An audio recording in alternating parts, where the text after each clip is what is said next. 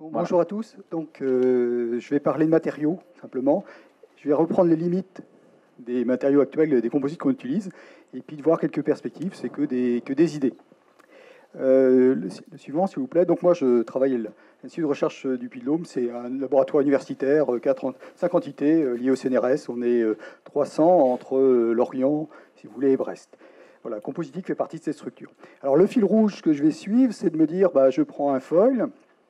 Alors, je ne vais pas vous dire pourquoi ils ont tenu, pourquoi ils ont cassé. C'est mon propos. Je laisse ça à Denis Gléhen pour cet après-midi. Mon fil rouge, c'est de me dire, j'ai un foil. Alors, vous m'excuserez des simplifications. Hein. Je vais prendre une partie qui travaille en flexion. Et dans cette partie en flexion, j'ai de la partie en compression, en traction et en cisaillement. C'est le petit schéma qui est en haut. Et puis, j'ai un coude qui, normalement, se referme. Donc, j'ai de la compression transverse dans l'angle. Tout va bien. Mais de temps en temps, je l'ouvre, et à ce moment-là, j'ai des efforts de traction transverse qui provoquent du délaminage. Et c'est vrai qu'en empilant des couches qui sont simplement une surposition de plans, je n'ai pas de fibre dans l'épaisseur, j'ai des problèmes. Alors, tout ça, c'est vieilli dans l'eau, il y a des impacts, et puis j'essaye d'avoir une durée de vie dans le temps. Alors, juste pour vous rappeler, quand je parle de matériaux composites, on parle de fibres, de matrices. Évidemment, il y a une phase très très importante qui est l'interface fibre-matrice. Sur la petite photo qui est en bas à gauche, vous voyez deux éprouvettes qui ont cassé. Une rupture fragile à droite, une rupture plus classique à gauche. C'est la même fibre, la même matrice, la même sollicitation. On a simplement modifié très légèrement l'interface fibre-matrice. Et vous voyez que vous modifiez complètement le comportement du matériau. Et ça se fait à des échelles moléculaires. La suivante. Alors, quelques points délicats sur les composites, avec des structures, des mésostructures qui sont compliquées. Alors déjà, quand on fait une pièce, quand on la calcule, on fait un ensemble d'hypothèses. Entre autres, on dit il n'y a pas de porosité. La photo qui est en bas à droite date d'une période antérieure sur des coques de 60 pieds. Mais c'est plus comme ça maintenant, évidemment. Donc on dit il n'y a pas du tout de porosité de défaut, il n'y a pas d'inclusion. Et puis tout ça, ça s'est transformé. Il n'y a pas de contrainte résiduelle. Or, on sait qu'avec des fibres de carbone qui ont un coefficient de dilatation thermique égal à 0 et un polymère qui se déforme beaucoup, il se passe des trucs à l'intérieur, à des échelles micro ou macro. Alors, on a bien conscience que les propriétés des composites, c'est à la fois les constituants, mais aussi le process de mise en œuvre. Et tout ça, ça se passe en température, avec de l'écoulement et de la méca. Le suivant. Alors voilà, vous avez exactement la même fraction volumique de fibres avec du carbone époxy, réalisée avec 3 méthodes différentes, par infusion, par ARTM et en pré-preg, ces travaux avec Peter Davis et Nifremer. Bon, on voit que la microstructure de l'empilement est totalement différente. Et évidemment, les propriétés mécaniques de ces matériaux vont changer. Donc on va essayer de penser microstructure pour demain. Alors, on n'a jamais ça dans les pièces de bateau, évidemment, mais de temps en temps, nous avons des défauts de drapage. Très localement, il y a une désorganisation qui peut provoquer la rupture d'un ensemble de pièces. Alors l'origine, ce n'est pas forcément le drapage, c'est peut-être lors de la cuisson. C'est peut-être des phénomènes de retrait. Évidemment, sur une très grande pièce, c'est très difficile de contrôler chaque millimètre cube de matériau. Suivant. Alors, c'est vrai qu'on se pose toujours la question de la précision de l'alignement des fibres. Alors, on peut se dire, mais c'est quoi? C'est 5 degrés, 10 degrés? Alors, si je regarde un petit peu dans la littérature, j'ai pris les bouquins de Piggott là, dans les années 90, il a travaillé sur ces effets de mésostructure, c'est l'organisation du pli, à l'intérieur du pli. Et lui, il montre dans ses travaux que dès qu'on a une désorganisation de 2 degrés des fibres de carbone, on voit une chute de résistance. 2 degrés, vous voyez, c'est quelque chose de très important. Donc, on peut imaginer des procédés de transformation qui maîtrisent mieux cette étape. Alors, évidemment, j'utilise un pré-imprégné carbone époxy, tout se passe bien, je fais ça dans l'air, à un moment, le matériau est au contact de l'air, et l'époxy va avoir tendance à aimer beaucoup l'eau. Et donc, si je stocke mon pli avant de le mettre en œuvre sous vide, à 70% d'humidité relative, à 80 ou à 90% où je le mets tout de suite en œuvre, vous voyez que la fraction de porosité n'est pas du tout la même. Alors évidemment, il ne faudrait pas construire de bateaux de course au bord de l'eau, ce serait beaucoup plus logique, il faudrait faire ça en montagne et en altitude. Et on sait que ces défauts vont conduire à une perte de propriété mécanique. Donc si je veux améliorer mes performances, si je veux aller plus loin, il faut que je me pose la question de la maîtrise de ces défauts. Et puis, quand je parle traction ou compression, on a un petit problème, c'est que je peux trouver des fibres de carbone de plus en plus résistantes. Et on voit sur la courbe en bleu l'évolution de la résistance à la rupture de pli pour la même fraction volumique de fibres, simplement en jouant sur la nature des fibres de carbone. Mais si je regarde en rouge, c'est la tenue en compression. Vous voyez qu'elle ne bouge pas beaucoup. Donc on a des mécanismes de rupture totalement différents. Alors qu'est-ce qui se passe? Donc la traction, ok, on peut comprendre, mais la compression, c'est beaucoup plus compliqué. Alors qu'est-ce qui se passe? J'appuie sur un matériau, il commence à y avoir un dommage, il se développe, et au bout d'un moment, j'ai un cisaillement de mon pli. On le voit sur la photo qui est en haut à droite. Tout compte fait, c'est un problème d'instabilité élastique au départ, puis après de rupture. Donc comme des barres de flèche, on tient le mât pour éviter son flambage. C'est exactement pareil dans le composite. C'est la matrice et l'interface qui jouent un rôle. Donc, si je veux augmenter la résistance en compression, qui est une des limites de notre matériau, parce que ça, généralement, la résistance est nettement inférieure à la résistance en traction, il faut que je travaille sur les propriétés en cisaillement. J'ai mis une équation, mais ce n'est pas très grave. Ça dit simplement que les propriétés ne dépendent pas d'un comportement en compression, mais d'un comportement en cisaillement, et que la matrice et l'interface jouent un rôle très, très important. Alors, n'oublions pas que tout ça, c'est dans l'eau. Alors on sait que le feuille, il n'y a pas de peinture étanche, évidemment, tout doucement, l'eau va migrer. Alors est-ce qu'on est dans des vitesses de dégradation sensibles ou pas sur un tour de monde? On sait aussi que la partie extérieure va absorber l'eau, donc l'influence va être forcément extérieure, et que c'est la partie où les déformations sont les plus importantes. Donc on a des cinétiques de reprise d'eau. Et qu'est-ce qu'on sait? Vous avez une rupture en compression, là. Et quand on sait, on voit l'évolution de la résistance à la rupture lors du vieillissement en compression. Vous voyez que ça, c'est des tests pour l'aéronautique, avec des tests 100 jours dans de l'eau bouillante, donc c'est très sévère, c'est pour des carlingues d'avion. La résistance à la rupture est 2 fois inférieure. Alors, il y a une partie qui est définitivement perdue, puis une partie qu'on peut récupérer. C'est-à-dire, prenons le feuille, on va l'étuver. J'ai une partie de dégradation qui est de type physique. Donc en devant l'eau, je peux restituer une partie des propriétés mécaniques, puis une partie qui s'est complètement dégradée. Alors, est-ce qu'il faut dimensionner les structures avant ou en tenant compte ou pas du vieillissement? C'est un autre point, parce que là, on peut revenir. Et puis, on a ces notions d'endommagement. Un matériau métallique, je tire dessus, c'est pas grand-chose. Puis à un moment, je commence à créer des défauts, des fissures, elles deviennent instables et ça casse. Les composites, ça parle tout de suite. Ça craque, c'est plutôt une bonne chose d'ailleurs. Ça prévient que ça travaille. Vous avez une cumul d'endommagement au cours du temps, une rupture de fibres, une fissure qui se propage en transverse, un délaminage. C'est pas forcément instable, c'est pas grave. Toutes les structures perdent des performances. On sait par contre que la rupture d'un matériau, c'est une notion de cumul d'endommagement. Là, on est en compression sur un empilement qui, malheureusement, a des effets de vague, qu'on voit bien, et les fibres ne sont pas bien orientées. Donc, au bout d'un moment, ça crache, commence à créer des délaminages, ça devient instable, et j'ai une rupture finale. Donc, c'est une notion de cumul d'endommagement. Je vais revenir par-dessus sur cette notion après. Voilà, alors sur quoi je peux jouer? Tout compte fait pour améliorer les performances de mes feuilles actuelles. Je peux jouer évidemment sur la qualité de la mise en œuvre, sur le process de mise en œuvre, sur l'organisation de mes fibres, sur les défauts, l'architecture. Vous voyez que la petite photo en bas à droite, je change la fraction volumique de fibres et mon matériau est complètement différent. La disposition des fibres, l'arrangement à l'échelle micron, et puis évidemment les propriétés des fibres, matrices et interfaces, voire autres constituants. Alors, je vais prendre quelques orientations, on m'a dit de faire court, quelques orientations que j'ai choisies. Voilà. Alors, la première chose, c'est pourquoi on continue à faire des foils avec des matrices thermoplastiques. Avec des matrices plutôt thermoreductibles. C'est vrai, les époxys sont des matériaux très intéressants, mais tout compte fait, si je m'intéresse à la capacité de tenir des pliants entre eux, les thermoplastiques, c'est quand même des taux de restitution d'énergie nettement supérieurs. C'est beaucoup plus difficile de déchirer. Alors, on sait ça depuis très longtemps, depuis 30 ans.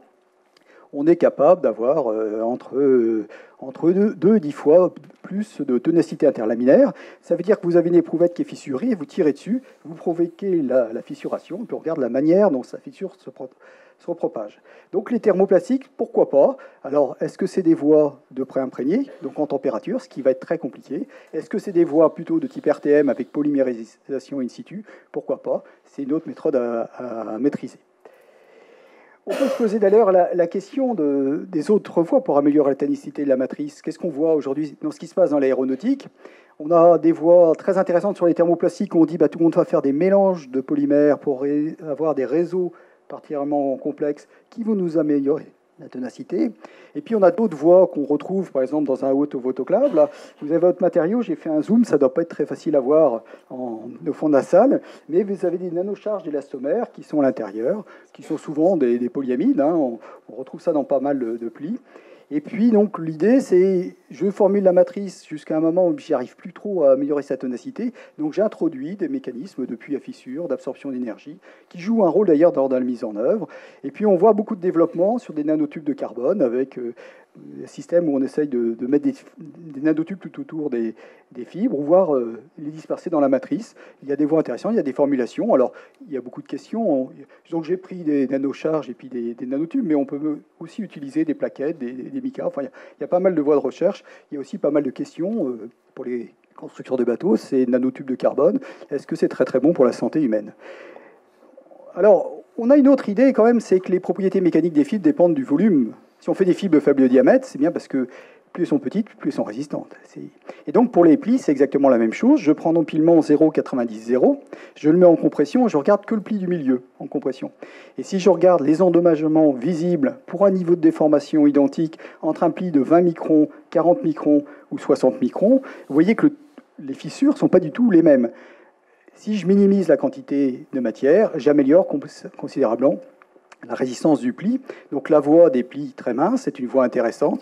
Ça c'est pour multiplace. Mais évidemment, là, je m'arrête à 60 microns. Les plis qu'on utilise habituellement sont plutôt à 150, 200 microns. Enfin, on est sur des plis très, très épais. Donc, alors attention, évidemment, à aller chercher des plis ultra fins, ultra minces, c'est très intéressant. Attention, évidemment, au coût de tout ça, parce que j'entends parler de certaines inquiétudes dans ce domaine. Une autre idée, c'est de se dire, mais est-ce que je suis obligé d'utiliser des matériaux simplement dans le plan, superposer des couches? Alors évidemment, en 2D, je peux faire du tricot, je peux faire du tissage, je peux utiliser des tresses. En 3D, on a un certain nombre de voies qui ont déjà été explorées. Hein. Vous avez en haut du Z-pinning, donc vous avez un empilement de plis pré-imprégnés, puis on plante des clous à l'intérieur qui sont des pultrudés en carbone, donc des techniques intéressantes qui limitent la propagation de rupture. Alors évidemment, on ne gagne pas à tous les coups. On va très légèrement désorienter les fibres, donc on va perdre un peu de propriétés mécaniques par la désorganisation. On va perdre dans le plan, mais on va gagner en 3D. On peut aussi coudre. Vous avez une photo en bas au milieu, là, plutôt à droite au milieu. Vous voyez des plis qui ont été cousus avant imprégnation. Donc c'est le fil de couture. On va lui demander d'éviter de reprendre des efforts transverses et le cisaillement. On peut aussi aller faire du tissage de façon un peu compliquée. Et je prends l'exemple des interlocks. C'est-à-dire que vous avez des couches qui sont superposées, où si vous regardez le parcours de cette mèche, donc celle-là elle passe au-dessus ou en dessous un fil de trame, mais vous voyez que celui-là va se balader dans le pli qui est en dessous. Donc on commence à faire du tissage 3D. Ce qui donne la chose suivante, voilà, ça vous fait, c'est la technique utilisée pour les aubes de turbines d'avion, hein, pour les soufflantes de réacteurs. Ils ont un problème de tolérance au dommage, ils veulent avoir une grande durée de vie dans le temps, ils vendent de grandes performances, donc ils font un réseau 3D comme ça, d'interlock, et l'ensemble est par la suite mis en outillage et imprégné. Ce qui permet d'avoir une grande tolérance au dommage et de grandes propriétés mécaniques, ce qu'on ne peut pas obtenir en superposant des couches. Alors évidemment, il y a plein de scénarios possibles sur l'interlock, il y a des modèles intéressants. Et puis, la fissure peut plus se propager dans les plans, la fissure peut pas se propager dans grande distance dans un pli. Donc il y a un mécanisme d'endommagement qui est très, très complexe et bien décrit. Malheureusement, une grande partie des travaux de recherche sur ce sujet-là sont faits autour de boîtes comme Safran, et les tests sont classés confidentiels. Mais il y a quand même de la littérature qui nous permet de voir cette notion de cumul endommagement. Tout compte fait, est-ce que je dois dimensionner les pièces pour pas qu'elles cassent, pour que je cumule pour trop de dommages, pour que je regarde de la résistance résiduelle, malgré un couplage de vieillissement à l'eau et de sollicitation mécanique. Donc on voit, et c'est ce qui est montré dans leurs travaux de recherche, hein, c'est OK, j'endommage, l'endommagement se développe, mais la pièce ne casse pas, ce qui permet d'avoir une grande tenue dans le temps, une tenue en fadille très très intéressante. Donc presque une limite d'endurance qu'on trouve sur les matériaux métalliques. Suivant. Alors il y a des voies autrement pour demain de cicatrisation. Alors on va prendre l'aspect sur deux aspects, soit la voie transformation, soit l'usage. Alors je prends un robot Coriolis, hein, vous faites un empilement, et puis on fait un empilement 0, 5 plis à 90, 0. Au milieu de l'empilement, dans les plis à 90, vous oubliez un ruban de 6,35. Donc vous avez un grand trou dans votre empilement avec donc, 5 plis de 6,35 et vous mettez tout ça en transformation en autoclave, en carbone évidemment. Alors en autoclave, si je mets juste tout ça sous vide, je vais des mouvements de matière. Par contre, si j'ai une contreplaque par-dessus, je vois un mécanisme de cicatrisation, c'est-à-dire la structure se referme, malgré ce gros défaut. Donc c'est des techniques intéressantes pour demain. Je ne peux pas voir un drapage sur une forme complexe sans aucun gap ou overlap, mais j'ai des mécanismes de réorganisation. Et puis l'autre idée qui est en développement, c'est de se dire, ok, j'utilise, j'ai dans endommagement, j'ai des fissures, mais comment je peux les bloquer, tout compte fait? Donc les développements pour l'aéronautique, toujours, sont des voies... Alors celle-là est assez intéressante. L'idée, c'est de mettre des nanocapsules avec un agent cicatrisant à l'intérieur. Vous dispersez un catalyseur dans votre matrice. Lorsqu'une fissure se développe, elle va casser cette petite bille où il y a l'agent cicatrisant. Et au contact du catalyseur, va provoquer une polymérisation et bloquer la fissure. Alors ça, c'est un modèle. Il y en a un autre qui est plus intéressant, qui est inspiré des plantes. C'est des réseaux vasculaires où on a quelques fibres creuses contenant, par exemple, du durcisseur et de la résine. Et donc, quand il y a rupture, on va bloquer la propagation de fissures. Bon, tout ça, c'est de la recherche, mais pourquoi pas demain pour garantir l'usage. Alors, j'ai été un petit peu rapidement. J'ai essayé de vous présenter très rapidement les avant-propos, des points délicats, et puis à partir de ça, de vous sortir quelques solutions. Si je voulais respecter les 20 minutes à peu près, parce que jusqu'à 11h hier soir, on a échangé sur ce point. Alors pourquoi cette photo? Alors cette photo, c'est une aile d'insecte. Et si je regarde bien, mais ça rejoint le propos qu'on vient d'avoir tout à l'heure. Je ne sais pas si vous avez regardé une libellule, mais on peut faire la même chose sur une anguille. Si vous regardez l'aile d'une libellule, c'est une structure qui est très déformable. On est sur des comportements très élastiques. Et alors, ce que montre le biomimétisme aujourd'hui, c'est que si on a des structures qui se déforment énormément, on arrive à stocker énormément d'énergie de déformation, que cette énergie de déformation, on va y restituer à un moment et on va récupérer de l'énergie cinétique, et ça gagne, on gagne énormément en performance aéro ou hydrodynamique. Donc, je vous invite à regarder tous les travaux qui sont faits sur les ailes de libellules. C'est une structure sandwich extraordinaire. Et voilà. Merci pour votre attention. Merci Christophe. C'est parfait. C'est parfait. Donc tu vois que tu as bien fait de raccourcir un petit peu pour tenir parfaitement le timing. Alors, est-ce qu'il y a des questions? Tout le monde a compris, tout le monde a suivi de A à Z. Si on fait un QCM, personne n'est largué. Ah, merci. Bonjour, Jérôme Maignan, je travaille pour le groupe Institut de Soudure et notamment l'entité Composite Integrity. Vous parlez de défauts justement dans les matériaux composites. Par contre, quels sont les moyens de contrôle qui sont utilisés notamment dans le milieu du nautisme à ce jour ou éventuellement également dans le milieu aéronautique pour justement s'assurer et contrôler ce type de défauts? Alors, c'est très simple, c'est le parallèle entre les outils de l'aéronautique et les outils de la construction navale. Il y a le parallèle, sauf qu'il n'y a pas les moyens exactement, des moyens qui ne sont pas tout à fait identiques. Dans un centre de chantier, il y a un contrôle qui est fait sur la matière qui arrive, la réactivité d'un pré-imprégné, sa cinétique, tout ça c'est vérifié. On essaye de ne pas mettre en œuvre des matériaux périmés. Et après transformation, on va parler d'ultrasons, thermographie infrarouge. Il y a du tapping qui est utilisé. Qu'est-ce que je peux dire d'autre? On va aller voir des degrés de réticulation par DSC. Voilà, on retrouve exactement les mêmes technologies que l'aéro. Simplement, la pièce est très grande, c'est une structure sandwich. Vous voyez que la thermographie infrarouge, c'est pas simple. Le tapping sur une grande pièce, ça dépend de la taille du défaut que vous cherchez, quoi. Et on voit bien que si vous augmentez les efforts, vous allez avoir des phénomènes très locaux qui vont conditionner le comportement de la structure. Et alors là, ça dépendra des moyens. Alors je pense que pour les feuilles, les rayons X, ça peut se faire, ce qu'on ne fera pas sur une coque complète, quoi. Est-ce qu'il y a une autre question?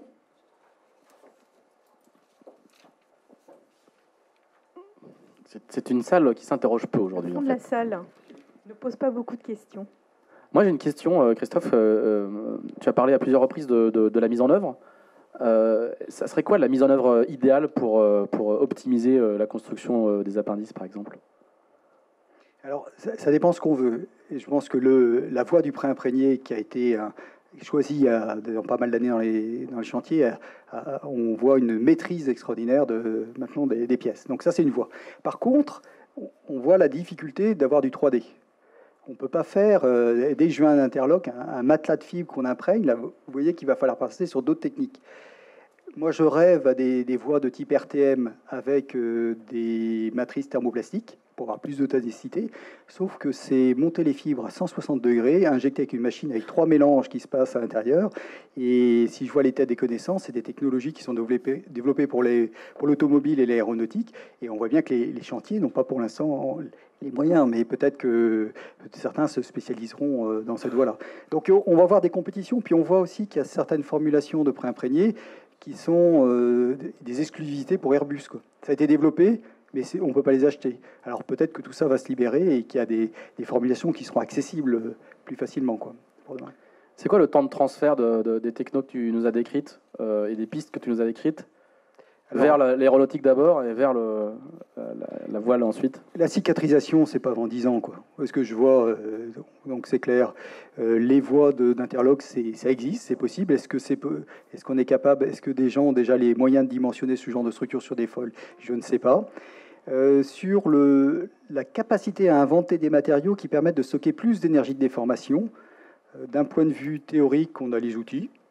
D'un point de vue matériaux, je ne sais pas comment je modifierais, j'irais chercher des fibres craquées, des choses comme ça. C'est dans le domaine du possible. C'est un peu difficile la course au large parce que c'est un monde qui a besoin de recherche. Il y a des thèses, on a encadré un certain nombre. Mais souvent, le chantier qui veut faire plein de trucs, le jour où il commence à avoir un bon de commande, il est condamné à construire avant qu'on ait eu le temps de travailler. Je me rappelle de la thèse de Nicolas Barral où on a montré qu'il ne fallait surtout pas utiliser des fibres de pitch pour faire des mâts de bateaux. Et il y avait eu un Vendée Globe ou une route de Rome où il y avait 14 bateaux qui avaient cassé, quoi. On a vu après qu'il ne fallait pas utiliser ces fibres. C'est un peu dommage. Mais c'est la compétition. C'est pas une critique du milieu. Hein. Il n'y a pas les moyens de l'aéronautique, il n'y a pas les moyens de l'automobile. Regardez le temps qu'a mis BMW pour sortir ses caisses en carbone, quoi. Et les usines qu'ils ont montées, quoi. C'est gigantesque. Et malgré leurs moyens, ils ont pris 2 ans de retard, quoi. Bon, ça va, mais ce que j'ai dit tout à l'heure, hein, le monde de la course au large bénéficie de tous ces développements. Et puis il y a des orfèvres de leur transformation. Et justement, ça arrive au bout de combien de temps dans la course au large? Là, tu nous as annoncé 10 ans pour la cicatrisation, mais c'est même dans le... Ça dépendra des moyens, ça dépendra des règles, ça dépendra des coûts des bateaux, quoi. Des fois, je pense, je sais pas, on pourrait demander à Yann combien coûterait un foil en TPT complet. Cicatrisable. C'est quoi? Attends, tu vas prendre le micro parce qu'on est diffusé sur Internet pour que tout le monde t'entende. Yann Penfornis, Multiplast.